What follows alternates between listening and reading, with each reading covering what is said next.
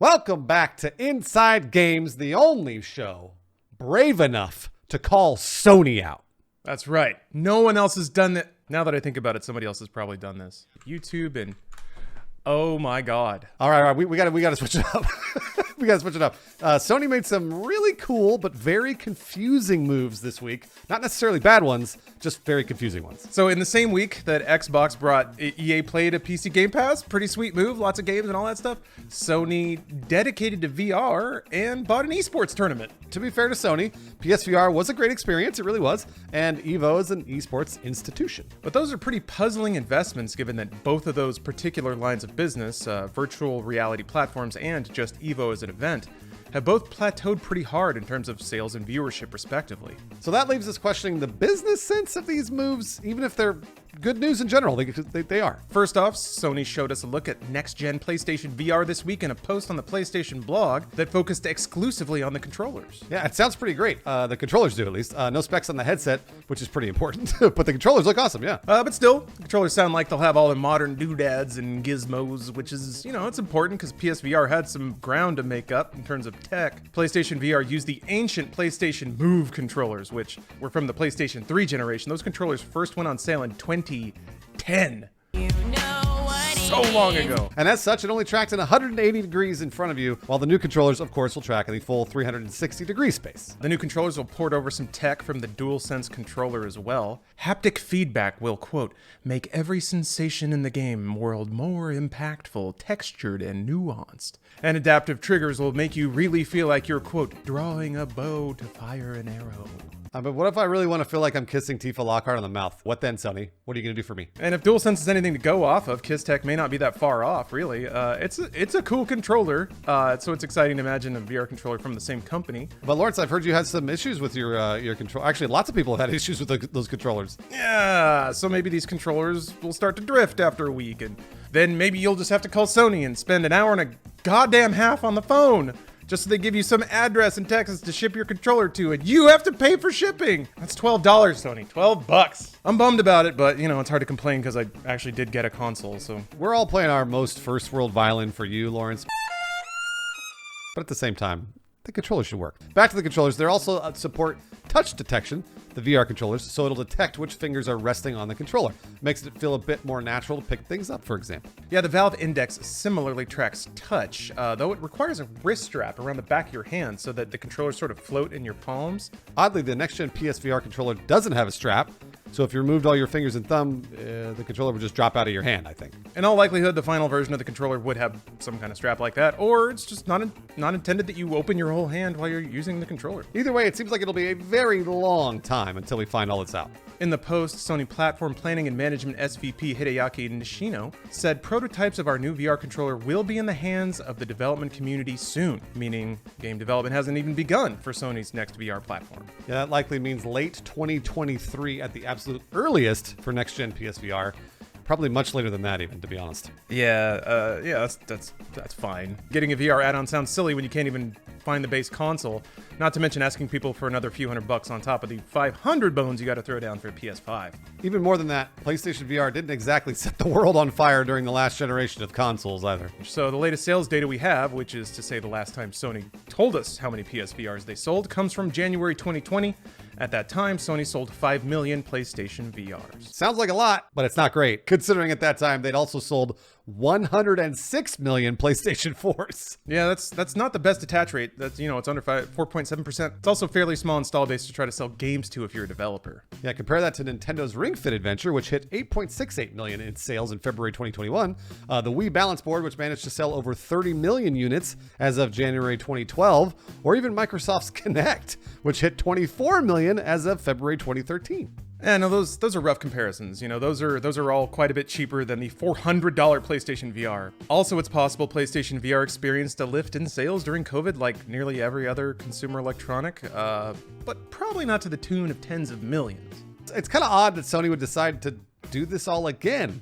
Maybe they just really like VR? Yeah, the motivation parts are what's really interesting to me. So our best commentary there comes from Sony Interactive Entertainment President and CEO Jim Ryan, which is, a pretty good place to get commentary on Sony from. In an interview with GQ, Ryan called VR, quote, a strategic opportunity and a big innovation story, end quote, and then went on to say their next approach would capitalize on more advanced VR technology and, quote, a considerable amount of lessons learned, end quote. Yeah, when further asked why dedicate to VR, Ryan responded, quote, I'd turn the question around and say, why not? For us, it's a very logical step to take. So it's kind of possible that inventing cool new tech is just part of the internal culture at Sony, which is neat. There is another possible angle, and it may be tied to Sony's growing presence on the PC platform. Horizon Zero Dawn came out on the PC in August 2020, and then Days Gone is currently scheduled to hit the PC platform in Q2 of 2021. Yeah, and they've said that they're having a good experience there, and they intend to continue to pursue it, so we could see more unification of platforms here. Dare we suggest Sony VR hardware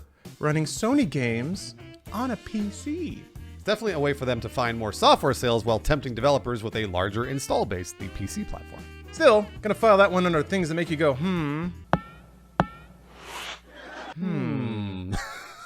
In other but why news, Sony bought Evo. To be specific here, they are part owners of Evo now, along with RTS, a new venture company from Endeavor. Yeah, just for the sake of thorough reporting, Endeavor is a holding company for talent and media agencies that acquired the UFC back in 2016. It currently represents the NFL and the NHL, and has financed over 100 shows and films, according to their website. And if you don't know what Evo is, well, it's the largest fighting game tournament in the world. It happens every year in Vegas, except last year, and is the undisputed world championship for fighting games, except Smash Brothers. There's been some drama about that. We'll get to that in a second. Evo is one of the longest running tournaments in the world, dating back to 1996's Battle by the Bay. It then changed names to Evolution in 2002. Yeah, Evo was esports. It always was in the West, in the aughts. Korea had Brood War, and we had Marvel. Evo got hype sometimes. Show them the clip.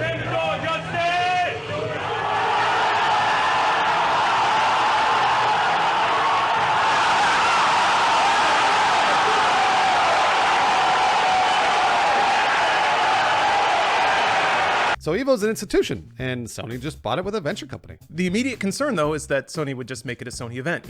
Everything played on PlayStation. Trademark. Sony, yeah, TM systems with PlayStation. Trademark. TM controllers. Yeah, that's right. Wall to wall. And that may be happening already, maybe. So the press release announcing the acquisition also included details about Evo 2021. Specifically that it'll occur online and take place from August 6th to 8th and then 13th through 15th. What's really interesting is that all the games listed to be in the tournament, Tekken 7, Street Fighter 5, Mortal Kombat 11, and Guilty Gear Strive, are on PlayStation platforms. Of course, Super Smash Bros., which is not on a Sony platform, is conspicuously absent. Granted, there are other Evo mainstays that aren't in that list either, like King of Fighters, Soul Calibur, and Dragon Ball FighterZ. But, they aren't Nintendo exclusives. Still, Sony gonna do Nintendo like that, huh? That's pretty shady, if you ask me. So believe it or not, that may have more to do with Nintendo than Sony. Nintendo has a weird history of trying to disallow other companies and outlets from streaming their games, to the point of explicitly trying to shut down the entire tournament. Not just the stream of the tournament, but the entire tournament itself back at EVO 2013. They seem to have mellowed out since then. Smash Bros. Ultimate streamed as part of EVO 2019 and ended up being the most watched game in that entire tournament. So either Sony, just nixed Smash from it entirely, or Nintendo found their excuse to just pull out of the event for good. They seem to be terrified of any association that might be a little unsavory at some point. More commentary on the matter comes from Tekken game director Katsuhiro Harada, who revealed that he's part of a, quote, Japan Fighting Game Makers Association, end quote, that demands, quote, this event be open and fair at all times. I mean, that's awesome. Also, there's a Fighting Game Makers Association in Japan, apparently. First rule of Fighting Game Association is you don't talk about Fighting Game Association. Harada can talk about whatever he wants to. He's Grandpa Tekken. We love him. Well, he's not Grandpa yet. Harada's still got some years left. Yeah, apparently they made an association and Harada spilled the beans. He explained that, quote, we have been forming a federation, in parentheses association, of Japanese game makers and publishers for 2 years to share event information and, quote, the intentions of each company. So, is Smash Ultimate game director Masahiro Sakurai in that association? Are they demanding that the event be open and fair to games that aren't on Sony platforms? So at the moment, the answer is no, because Smash wasn't listed in the release, but it's possible that could all change before the tournaments land. For all we know, they're having those conversations right now, and Nintendo can't wait to get their games in Evo. So that all covers the news right now, but we're still have to ask, why? This is what's weird to me, is the fighting game community is, they're owned by Sony already. If you want to get into a fighting game and you want the best players and the biggest pool of players to match with, there's no question, you get the PlayStation version. Even one of Evo's co-founders, Seth Killian, worked at Sony Santa Monica for about 2 years. So in some respects there, Sony's buying territory they already own. Yeah, not to mention that kind of like VR, Evo's viewership had started to plateau and even decline. Yeah, according to tallies by Esports Observer, Evo 2019 racked up 5.73 million hours watched, which is down 8.6% from the previous year's 6.27 million hours.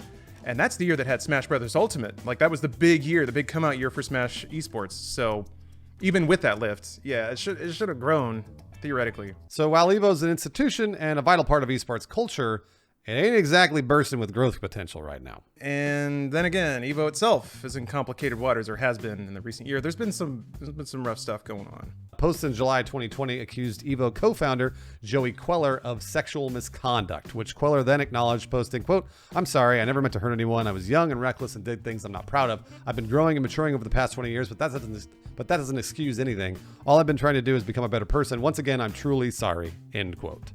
One day later, Queller is completely removed from Evo in every capacity, and Evo 2020 is canceled. Tony Cannon, the third of Evo's 4 co-founders, then became the acting CEO, while also working at Riot Games on their upcoming fighting game currently titled Project L. All right, that's a lot, and it's sad, but it is important to establish that to get some context around why it may have sold right now. Evo may have sold right now. Yeah. So if you've already got a day job, going back to running an esports tournament may just not be in the cards for you. And after dealing with issues like that, one could certainly understand wanting a paycheck and some distance from the event. A scandal like this can make established companies a little hesitant to work with you, as sad as it is to say. Ownership by reputable companies like Sony and Endeavor bypasses the need to rebuild trust with all those business partners entirely. Yeah, as near as we can tell, Sony bought into Evo for the soul of it, considering they more or less already owned it. And based on viewership, it doesn't have tons of potential as a marketing platform anyway. Yeah, so maybe that's all of this is. It's just Sony being Sony. VR is Sony's dedication to cool tech for the sake of it, and Evo is Sony's dedication to the fighting game community, also for the sake of it. Yeah, these moves may not make a lot of business sense, at least to us, but you can't find a single problem with them on a spiritual level. I do have one business sense, maybe speculation for you, Lawrence. I think they just are sitting on a pile of cash. And I think they just want to do something fun that they could possibly turn into a business. But if they don't, hey, no skin off their back or whatever. And then they're good. So they bought VR and they bought Evo and they're like, if it doesn't work, it doesn't work. Either way, we got billions of dollars. And this is just maybe investment in brand, investment in community. That stuff pays off spades down the road. If people like your company, they'll be more inclined to cut you some slack if you misstep or make a bad statement or release a bad game.